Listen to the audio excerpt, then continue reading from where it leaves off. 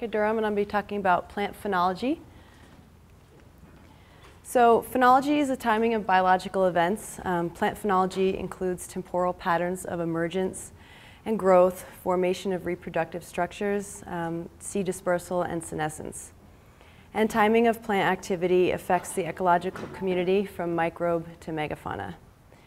And an understanding of plant phenology is essential for effective restoration and management.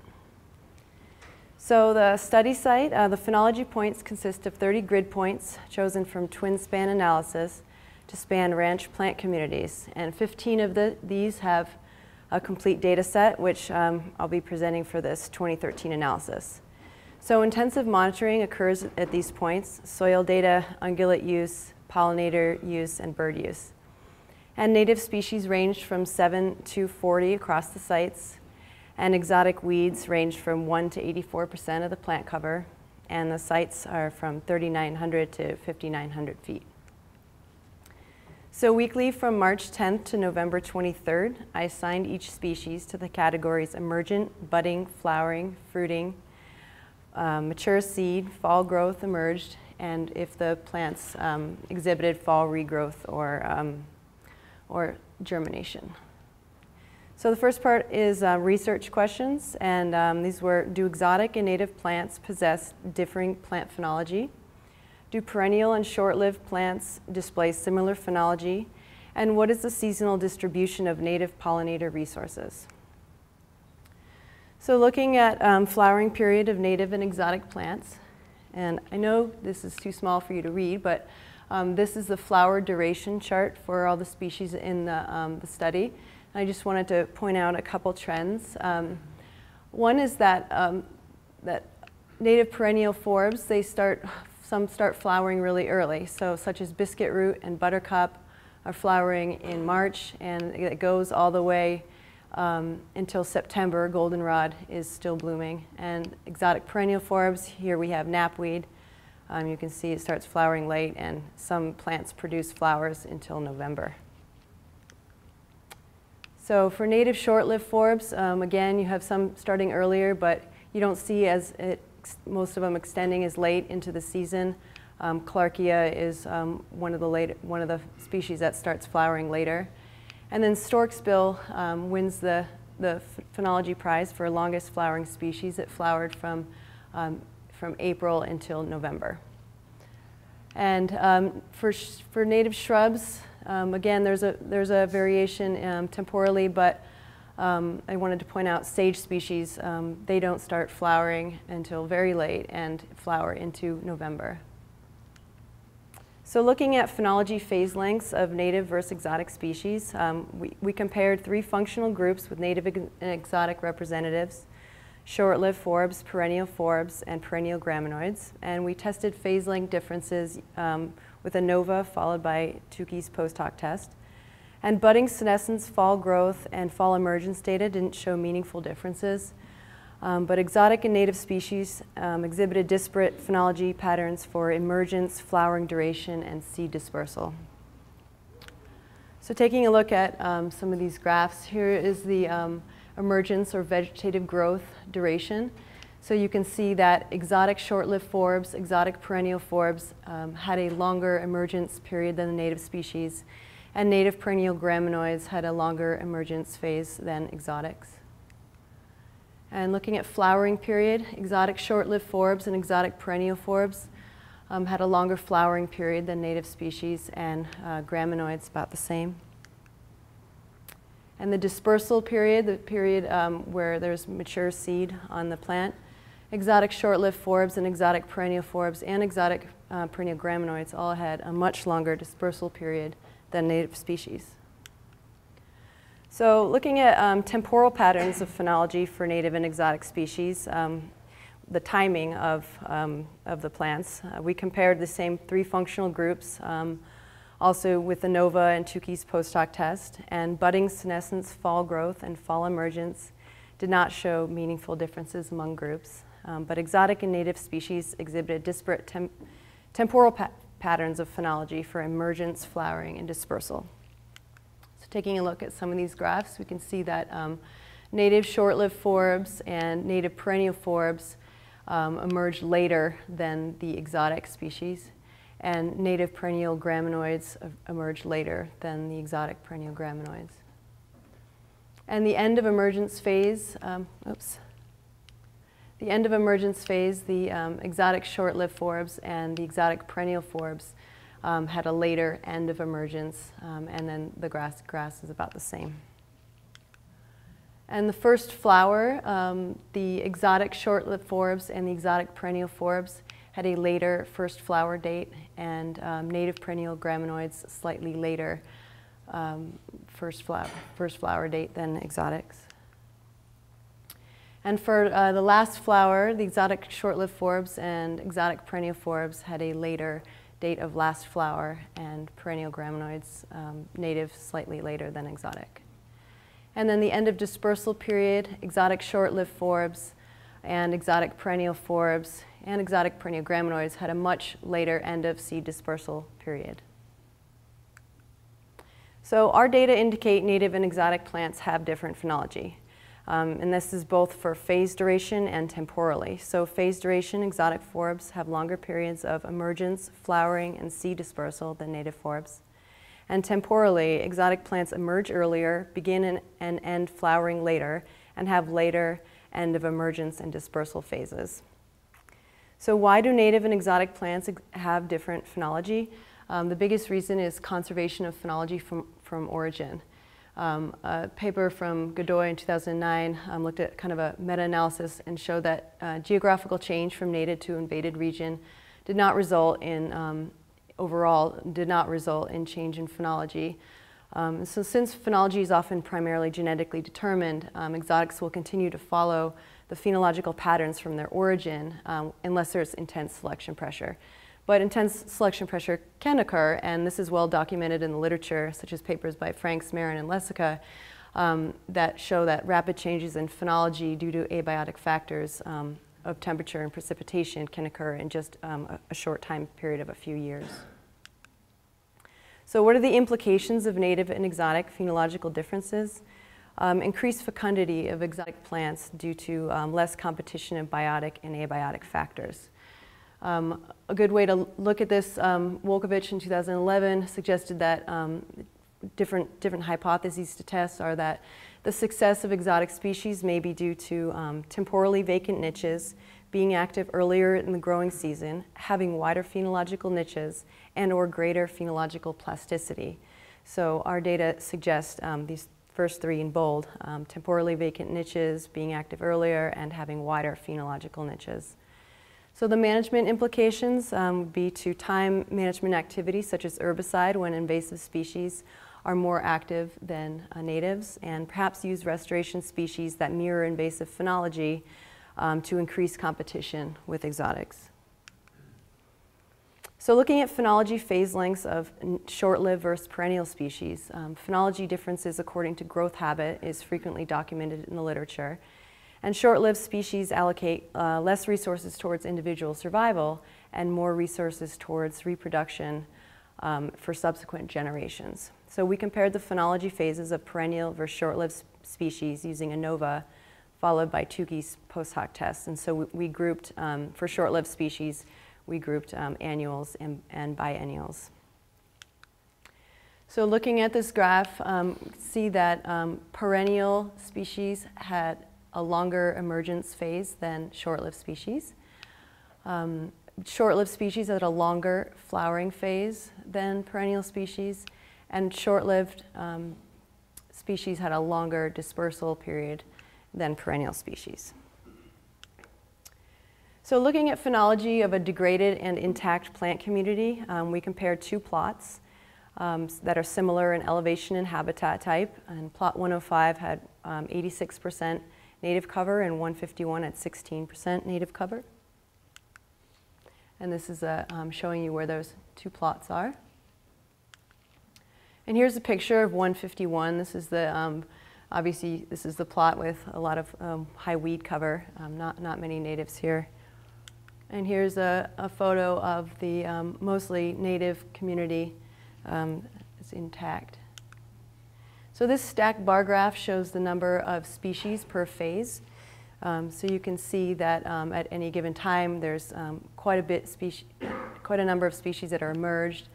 And then in purple here, this is the flowering. So the native species flower with a right-skewed distribution. So you see most of them are flowering, or a large number of them are flowering in May and June, but you have species flowering at the end of March, and then it goes all the way until October. And this is the stacked bar graph for the degraded site. For native species, you can see there's not much going on here. So this is looking at pollinator resources, the native and exotic plants. This is the intact plot. So you can see starting at the end of March, we have native species flowering all the way until November, although the November flowering species are wind pollinated. And then you can see that compared to what the non-native species is doing. And again, knapweed flowering later, and then having some flowers available all the way till November. So this is the degraded community. You can see there's just not much going on here, just a few native species and non-native species, but you don't have that diversity of resources for pollinators. So management implications, when planning restoration, species assemblages should be chosen to span flowering window from the end of March till October.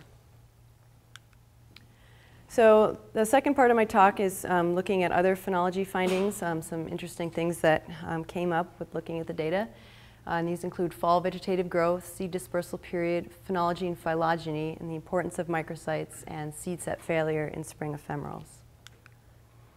So fall vegetative growth of forbs, fall regrowth of some native and exotic species forbs began the week of September 29th to October 5th.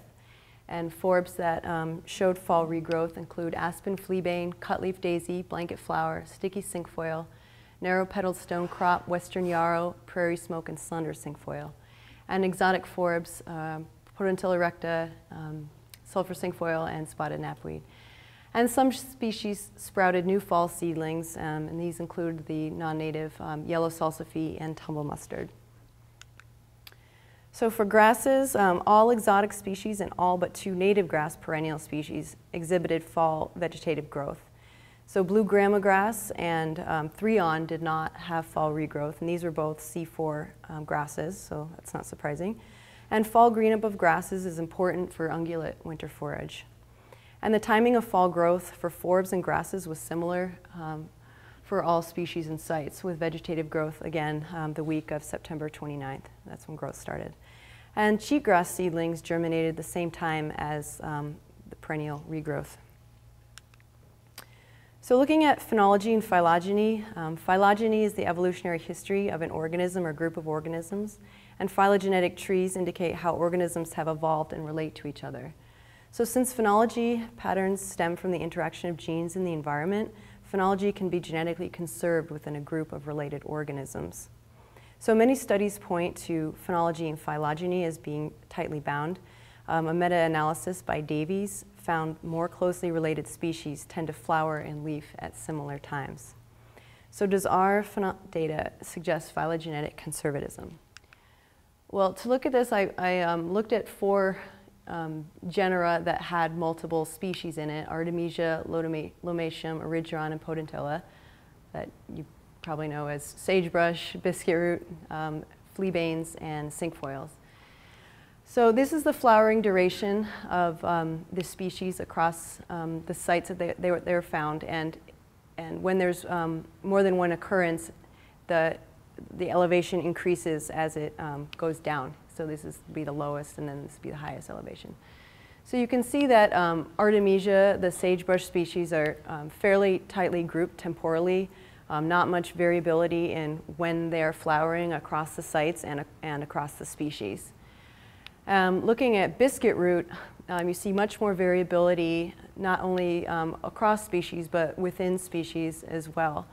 So, but even at the same site, this 105 Lomaceum macrocarpum compared to Lomaceum tritornatum flowered at a different time, even at the same site. So there is some microsite variability here, but there's also, even at the same site, there's showing a different response. So looking at the fleabane species, again, you can see there's a lot of difference. Here we have aspen fleabane that doesn't flower until June, compared to cutleaf daisy at the same site flowering in April. And then looking at the cinquefoils, our two native cinquefoils, glandulosa and gracilis, compared to potentilla recta. Some variability, but much more closely grouped temporal pattern than, say, these other two. So does our phenology data suggest phylogenetic conservatism? Sometimes there's a strong relationship, sometimes it's weak or absent. So a few other things, all three species of cinquefoil show the same pattern of fall regrowth. And nearly all fall regrowth forbs belong to the Asteraceae or Rosaceae plant families. And many genera include species with similar phenology, such as Artemisia, Potentilla, Astragalus, Lupinus, Festuca, and Penstemon. And some genera display different phenology, such as Erigeron and Lomatium. And overall, there's little phylogenetic conservatism on the plant family level. So the answer is yes, enough to throw a wrench in statistical assumptions that species are independent variables, but not enough to predict with confidence a plant's phenology based on its phylogeny. And weak conservatism may be due to evolutionary trajectories which created a disparity in phenology, or due to malleability to the local environment, such as phenological plasticity. So looking at seed dispersal, phenology data includes periods of mature seed, which is the seed dispersal period. And this is useful in planning seed collection efforts for restoration. And the dispersal period varies in duration from 1 to 23 weeks and in time from April to November. So again, this is the chart of seed dispersal, the duration of ripe seed for each species. And again, I don't expect you to read all these, but just wanted to point out a few trends. And one is that some species are available for collection really early in the year, such as cutleaf daisy, the beginning of May. And often people tend to think of seed collection efforts occurring later in the fall, but they really, because there's such a variability in when things flower for the native plants, there's also a big variation when things are available. And some have a really short seed dispersal window, such as Agosceros, of just about 2 weeks, as compared to Sandberg's bluegrass, which had ripe seed from middle of June all the way to November. Even when the plant is, for all practical purposes, dormant, you can walk up to it and it still has seed. Now fescue, two fescue species, much shorter window, about 2 months. And then Puccoon is another really long flowering or long seed dispersal period. And again, this will hold seed. And I was actually out just this past week, and I found some plants that were still holding seed from last year. So it can be really long. Some other long seed dispersal periods are for blanket flower, bitterbrush. Stonecrop is just a week, so if you don't catch it this week, you missed it. And then sage species aren't ripe until November. So looking at the importance of microsites, elevation alone was not a good predictor of phenology. Microsites possess a unique combination of solar radiation, soil moisture, nutrient availability, and soil and air temperature. And some species exhibit more sensitivity to microsite variability than others. And microsite-caused variability in phenology can be stage-specific, suggesting that for some species, certain stages of phenology are more strongly controlled by the local environment. And species that exhibit different phenology at microsites may be exhibiting phenotypic plasticity, or they may have evolved to have genetically unique phenology at that microsite. And species that have microsite-dependent phenology may require some more attention to the seed source for restoration. So to give you an idea of some of this variability, I pulled out a few species to look at, and again, this is the stage and at the plot, and elevation increases as you go down the page. So looking at fritillary, you see that there's some variability in emergence, quite a bit of variability in budding and flowering, yet despite the variation in when things started to flower, it all had ripe seed at the same time. And then looking at Yampa, had nearly no variability for any of the stages, despite if it was a cold spot or a high elevation spot. It did the same thing at the same time, not very plastic. And looking at chokecherry, there's some variability in emergence and budding and flowering. What I wanted to point out with this one is these two lines here, plot 324 and 251. 324 is outside of Whaley Draw, and it's sunny, it's near the bees, it's, it has a much different microsite than 251, which is up in Whaley Draw. It's very shady, it's very much moister and cooler. And so there's a 2-week variability in when the budding started, a week variability in when the flowering began, but the flowering duration for the warm plot was only a week, and then compared to nearly 4 weeks in the draw. So, and these two spots are maybe about 20 feet elevation difference. So microsites can play a huge role for some species. Now, a couple other species we have, Arnica cerurea. Interestingly enough, it emerged at the same exact time and budded at the same exact time, but then flowering was offset depending on the microsite, up to even 3 weeks difference. And looking at balsam root, some variability in emergence and budding, yet nearly flowered at all the same time. And duration was more variable than start of flowering. Now this is knapweed. You can see there's very little variation in what knapweed is doing for emergence and budding and flowering. And the other stages are the same thing. I just couldn't fit them on the page. But so this is interesting because sometimes researchers suggest that that weeds are more successful because they have more plasticity. So at least for knapweed, it's not showing very much phenological plasticity at all. So looking at seed set failure in spring ephemerals, hundreds of spring ephemeral flowers did not produce seed, including flowers of shooting star, yellow bell, and spring beauty. So the question is, was reproductive success impacted by weather or weather-driven pollinator limitations? So if these species emerged and they emerged earlier than normal, and then the pollinators weren't there, so they couldn't get pollinated, or maybe they emerged and they had too many damaging, killing frosts, so they were prevented from producing seeds. So, you'd go to these places and there'd be hundreds of flowers, and then you'd try to follow them for their next stages, and they would just have all withered away. So it's just a kind of an interesting thing we'll be watching.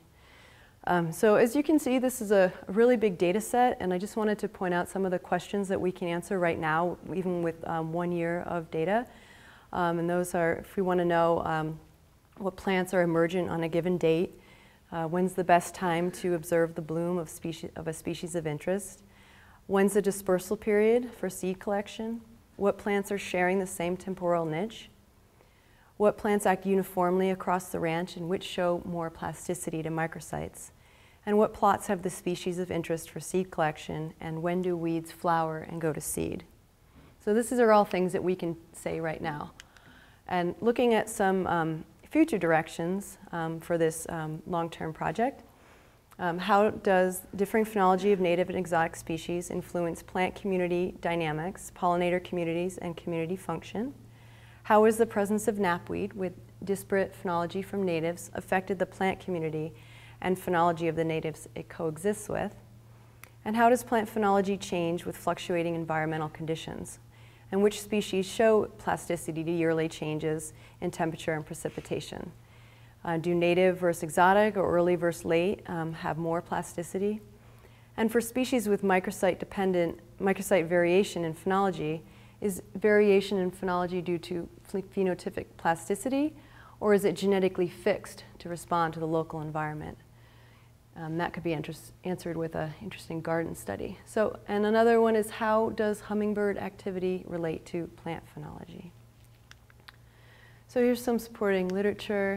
I'd like to thank Philip, Dan, and Catherine for their assistance with the data, and many thanks to the Greenis family. And with that, I'll take questions.